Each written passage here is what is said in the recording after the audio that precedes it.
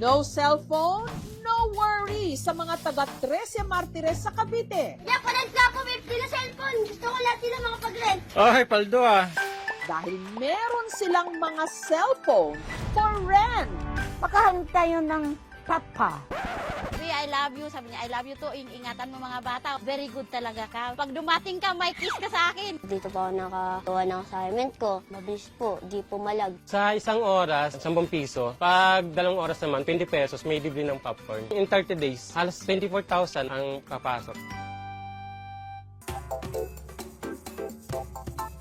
No cellphone? No problem yan para sa mga tiga 13 Martires sa Cavite na ang mga cellphone pinarerentahan. Cellphone for rent. Hindi ka naman yung pamilya ni Luisa. Bit-bit ang isang maliit na kaldero. Aakalain mong may pa-summer outing ang mag-anak na ito sa 13 Martires sa Cavite. Ano yung dala nyo? Tanghalian namin. Pero hindi sila magbababad sa dagat, kundi sa cellphone. Sobrang init. Wala pa kami electric fan. Naisip ko, mag-rent tayo doon.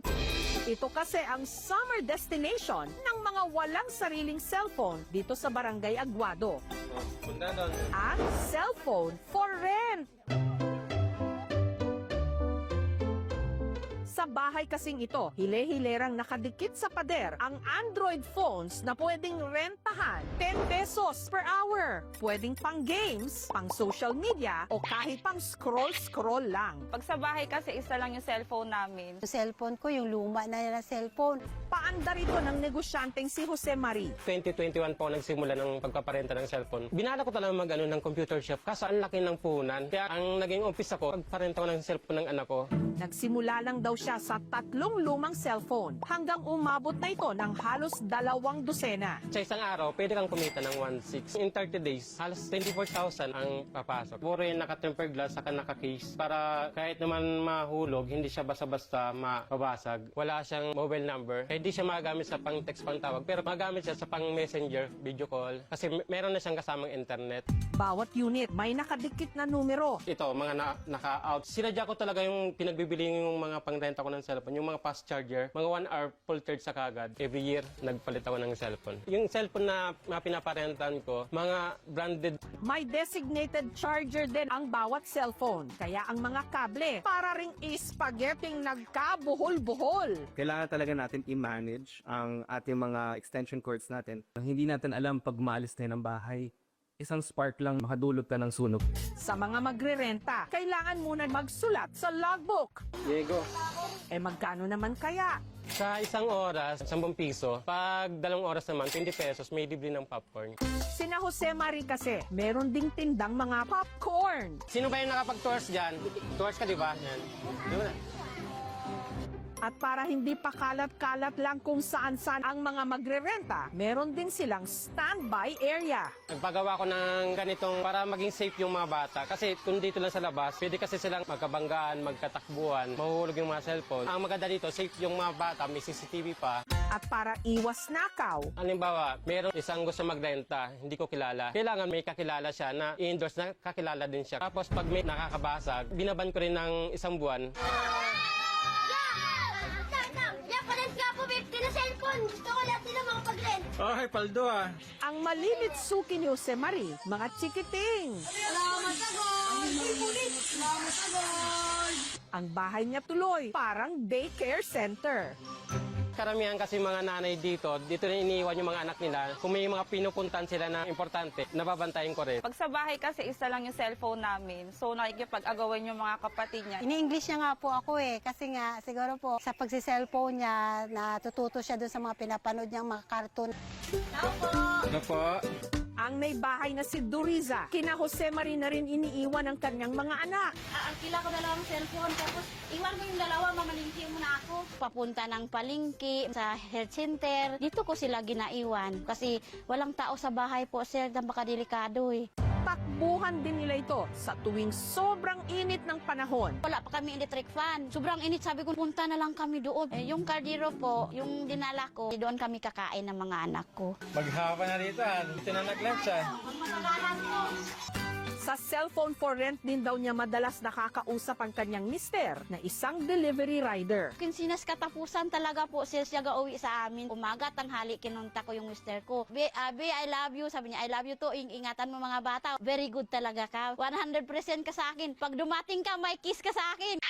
3,000 pesos lang daw kasi ang buwanang sweldo ng mister ni Doriza. Kaya hindi sila makabili ng sariling cellphone. Ano lang unahan namin ng cellphone, unahan na namin ng pagkain namin. Palit nga kuya. Isa pa sa mga suki ni Jose Marie, ang 13 anyos na si Chester. Kasi cellphone ko po basag. Minsan nag-overheat pag nasa tanghaling tapat. Dito pa ako nakagawa ng assignment ko. Dito pa rin ako nakakapaglaro. Mabilis po, di po malag. Ang mga cellphone for rent hindi raw pwedeng iuwi o ilabas. Pero sa batas na ito, may kaisa-isang exempted. Ang 77 anyos na kapitbahay ni Jose Marie na si Lola Rosario. Ano mo nga ako? Malapit lang kasi na pwede naman ko di ako lalabas. Yung sigaw na lang, lapitan nila ako. Kada araw, umaabot daw ng 6 na oras ang arkila niya ng cellphone at ang pambayad niya rito galing sa kanyang pensyon. Manood ka ng cellphone, maga hanggang gabi. Kinaininda nga may sakit ako. Pag nakita mo mga palabas ng mga action movie, yan paborito kong panoorin. Mag-isa na lang sa buhay si Lola Rosario. Kaya para hindi malungkot, ang lola nyo, sinubukan na ring mag-dating apps. Makahanap tayo ng papa. Pero paglilinaw niya, hanggang text o chat lang daw siya. Ayaw nung may kasama, lalong ma-stress ako. Dami ko intindihin. Kung ako lang mag-isa, magawa kung gusto ko. At para mapanatiling safe space ito, may iba pang mga patakaran si Jose Marie sa kanyang shop. Yung mga malalaswan, hindi nila ma-access yun. Nakablock na yun yung mga site na yun. Bawal talaga yung pagsusugal. Baka dyan masira yung ng mga kabataan sa pagsusugal. 99% na ng mga Pilipino ang mayroong cellphone. So, yung 1%, bagamat maliit siya sa numero, katumbas pa rin ito ng halos mahigit 1 milyong katao ang wala pa rin cellphone magpahanggang sa ngayon. Ayon sa pag-aaral, ang isang bata ay hanggang 2 oras lamang sa isang araw gumagamit dapat ng gadget. Ang mga magulang ang dapat nagtuturo sa mga bata kung ano ang dapat nilang pinanunood. Di rin sila pwedeng magbabad hanggang alas 10 lampas. Bilang pasasalamat ni Jose Marie sa kanyang mga suki. Sa araw na ito, ililibre niya sila ng cellphone for rent sa loob ng 2 oras. Wow! Dahil daw sa parentahan ko, naging masipag daw yung anak nila. Kasi maghuhugas daw yan, maglilinis daw ng bahayan para daw mabigyan lang ng pangrenta. Sa panahon ngayon, ang cellphone hindi na lang luho. Isa na itong basic necessity.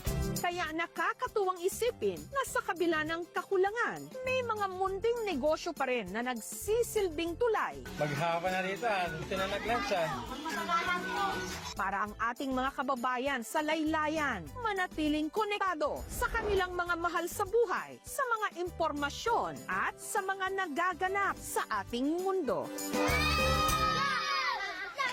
Palit nga po 50 na cellphone. Gusto ko lahat sila makapag-rent. Ay, paldo Siyempre, mayaman na ako